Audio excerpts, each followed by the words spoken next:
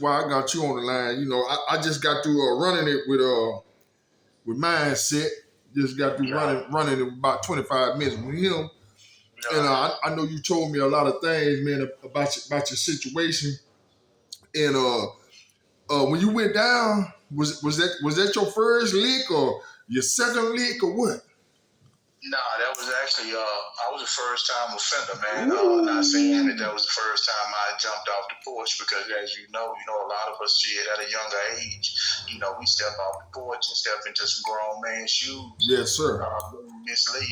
So that was the first time I had actually been convicted Right. of a crime, let alone a felony offense. Well, So yeah, that was my first felony offense, and I was sentenced to life in prison. Well, they said the first time you're getting caught, it don't matter if you jumped off the porch. The first time you're getting caught, you automatically is a first time offender. Yeah. So, having said that, yes, to answer your question, I was a first time offender. And again, man, no options were on the table. It was found guilty and sentenced to life. Boy, that's a hard pill to swallow there, ain't it, man? Most definitely, especially at a young age, and especially being naive, uneducated, really how the judicial system works. As you yourself know, the streets don't teach you how to combat the system. I'm not even going to say the white people. The streets don't teach you how to combat the system. Right. If you don't know, the system will use your ignorance against you. That's right. And they have a statement that's very true and correct. What you say can and will be held against you. Yes, sir. Yes, sir. Yeah. So these are all things that I try to put on the forefront to these this younger generation, to these guys and girls in the streets, and women alike, in the streets that don't know, because it's one thing, to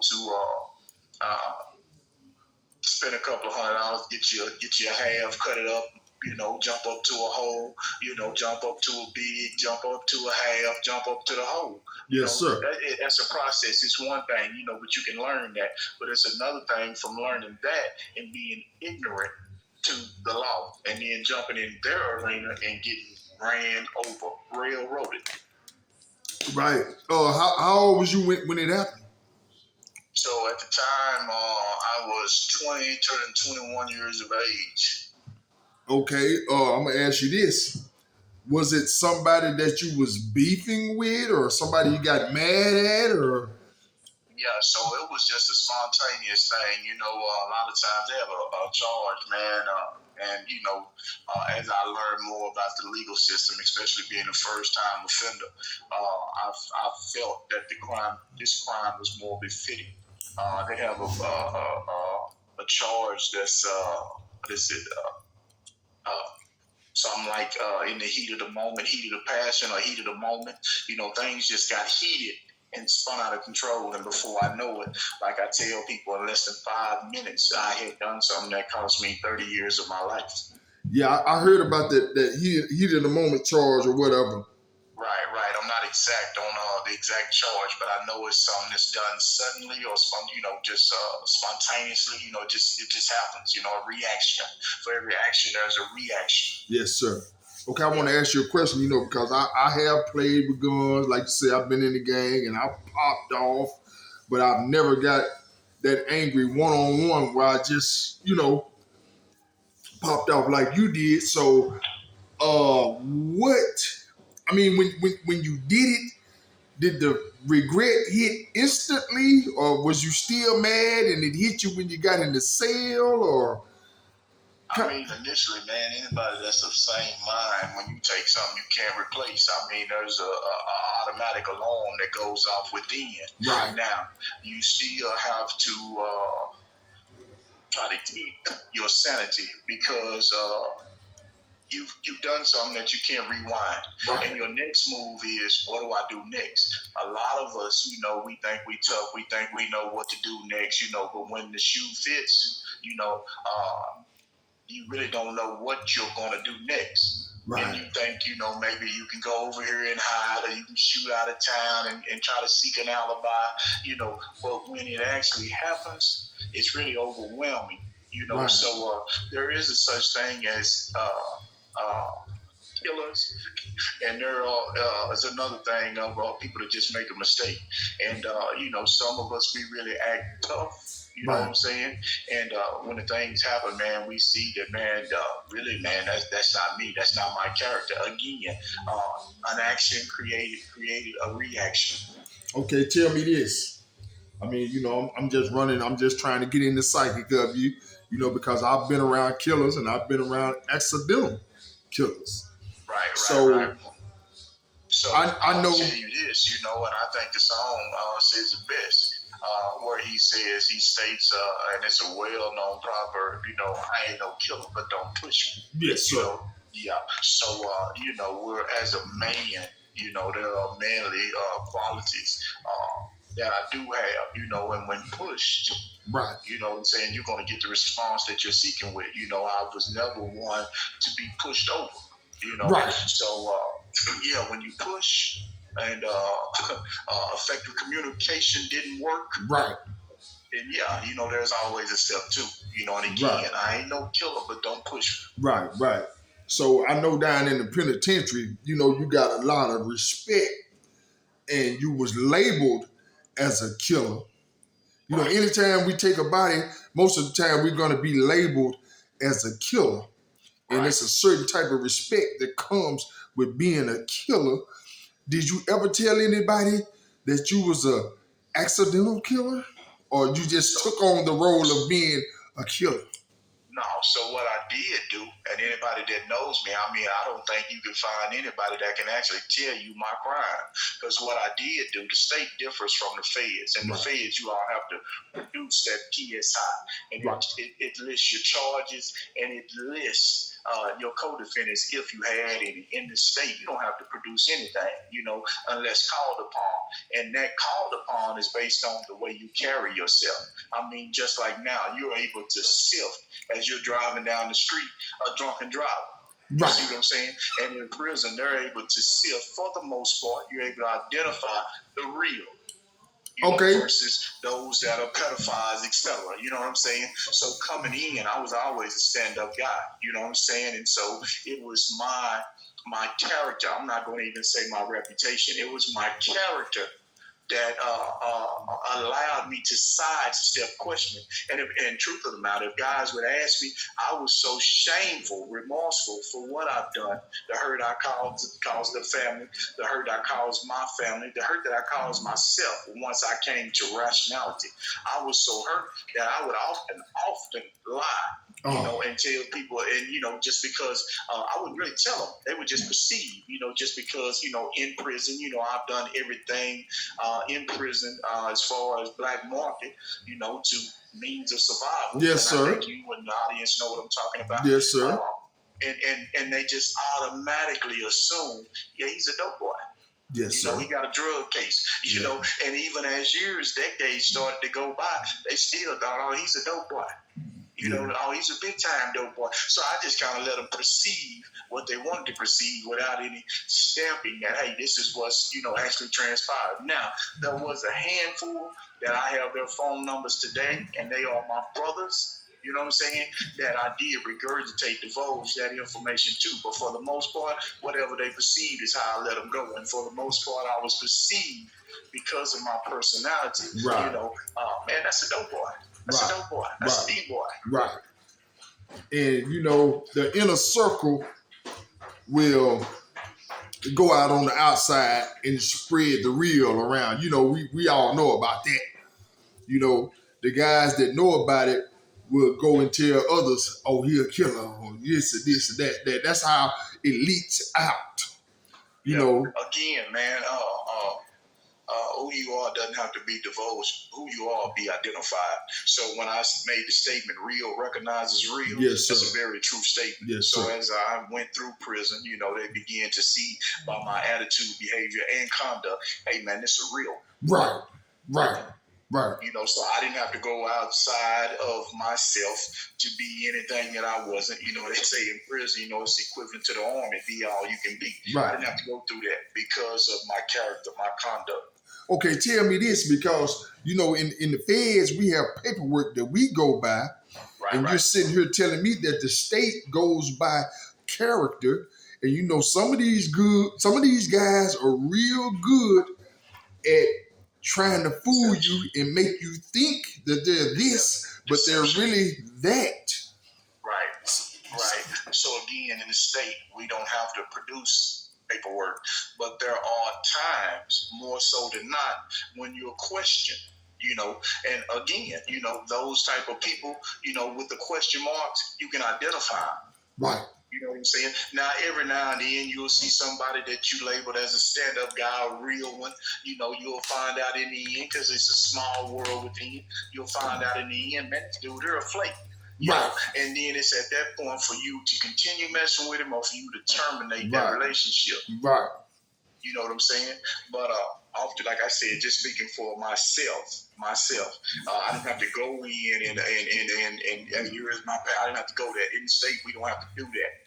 Maybe in some other states, in the state of Texas, when I came through, no, they paid attention to your character, because you're going to come in and they're going to put you in that. They're going to do that check. Right. And when they do that heart check is going to tell them everything they need to know. Yes, sir. What category you in, hunter or hunted. Yes, sir. And it's just like the feds was the same way, because, it got to the point where the paperwork wasn't being produced as much as time started to go by.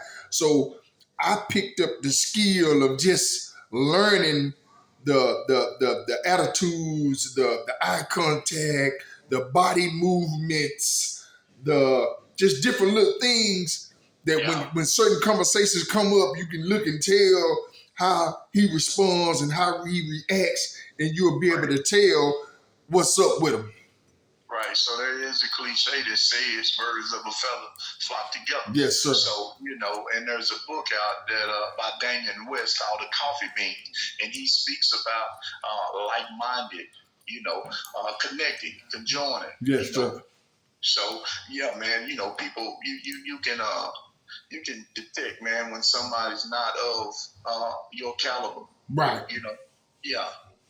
And that was a great skill that I picked up when I was in there.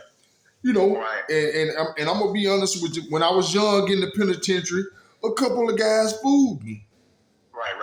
I got tricked. Fooled by illusion. Yeah, I got tricked, but as time went by, I started being able to pick up on everything.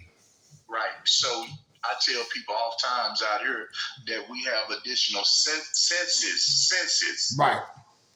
That people on the outside don't have. Right. See, we have to make drop of the dime decisions. When they call child time, we have to be on point, because as well as I know that in the drop of a dime, with the thrust of the wind, the atmosphere can change, and you can be in a full-fledged ride. Yes, sir. Yeah.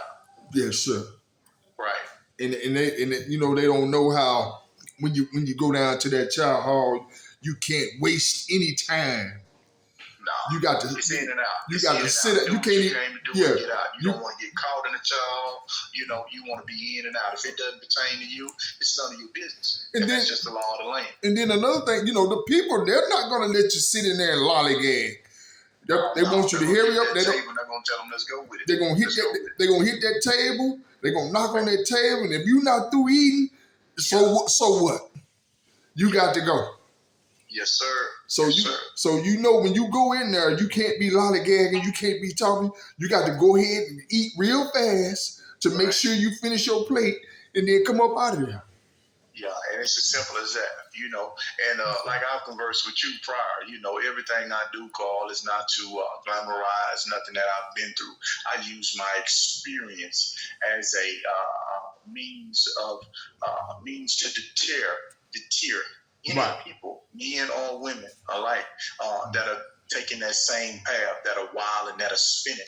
Hey, man, get off that path, man, because of this right here. 5 minutes cost me 30 years of my life. You don't want to endure that. You don't want to endure the loneliness, the emptiness, the shameful, the remorseful, the constant reminder of just being reminded that you took something you can't replace. And again, any sane person too will attest that you can't make rational sense out of irrational behavior. That's right. I mean, I tell guys all the time, man, that I run into that ain't never been to the penitentiary. I tell them, man, you don't want none of that penitentiary. No, steer clear. Steer Stay clear, clear man. of it. I mean, you have a lot of guys, they think it's cool, Right. to get in trouble until they get in trouble. Then Right. it's not cool. Then it's not cool. It's real. It gets real. I'm talking about it. Cold. It's cold, man. It's cold and it's lonely. Yes, it is. I mean, it gets really real. It's gonna grow. If you're not a grown man, you will be in a minute in there. Yeah, a different environment. Grown man's world, grown woman's world, because they have women prisoners alike. Right. And very true and real reality, real environment. Right.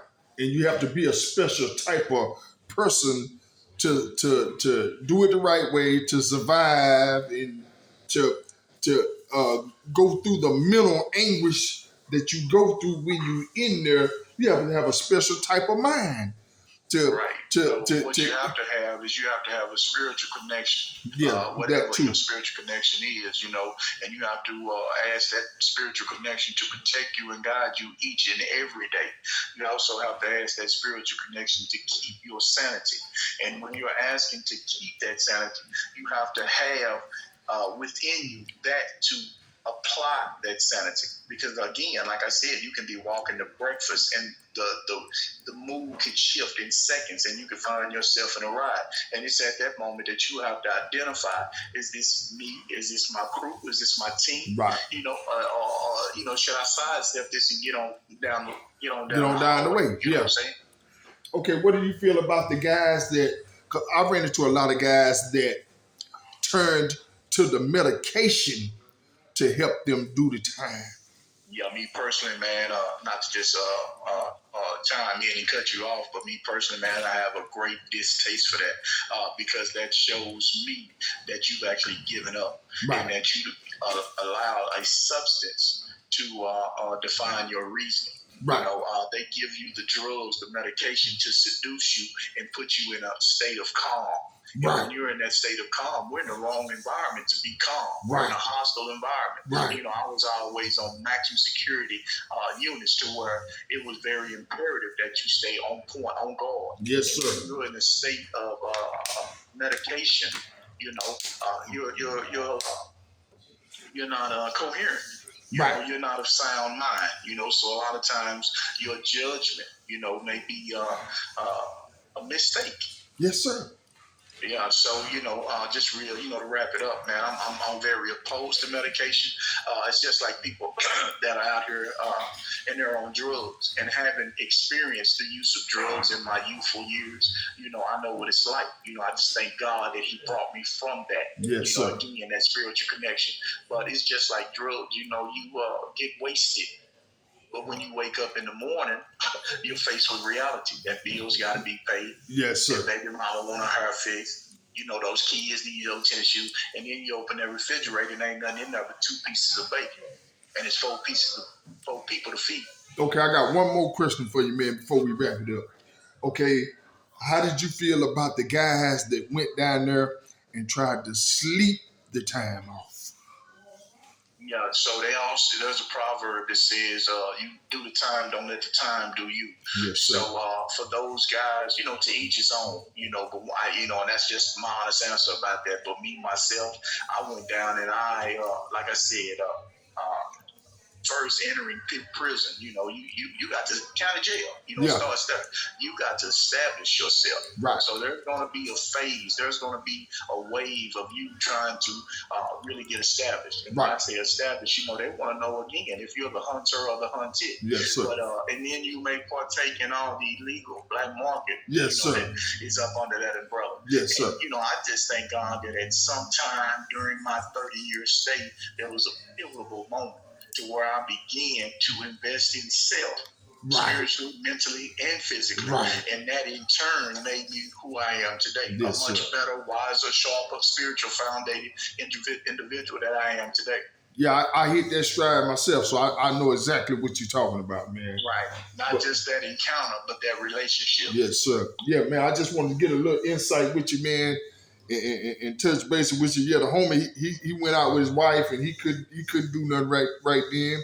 So I just said I'm So that is what it is. But I just really wanted to tell the gentleman, thank you, man, for his oral comments made to you.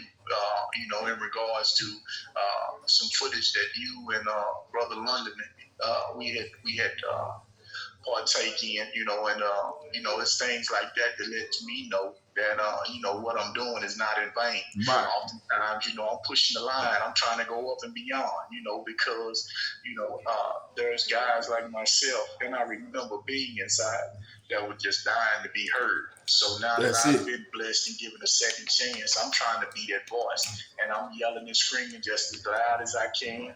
And I'm trying to bring as many like-minded men and women alike on board. Oh yeah, you're gonna make it happen. There's what they call in prison. They have a field squad, but the term in prison to degrade you is called the whole squad. Right. And we're all in line, and we have baggies in our hand, and there's a caterance. When I step, you step. Right. Together, we all step. Right. So that's what I'm trying to do. I'm trying to build a solid, like-minded team, and when I step, you step, and together we all step, and we clear the land.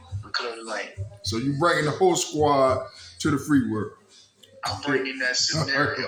Right. I'm bringing that scenario, and I'm applying it in everyday use. Yes, sir. If we work together, we can accomplish more together than we can divided. Yes, sir. Well, okay, sir.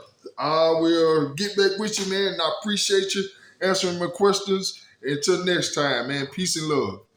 Hey, man, like I always say, man, but God, man. But God.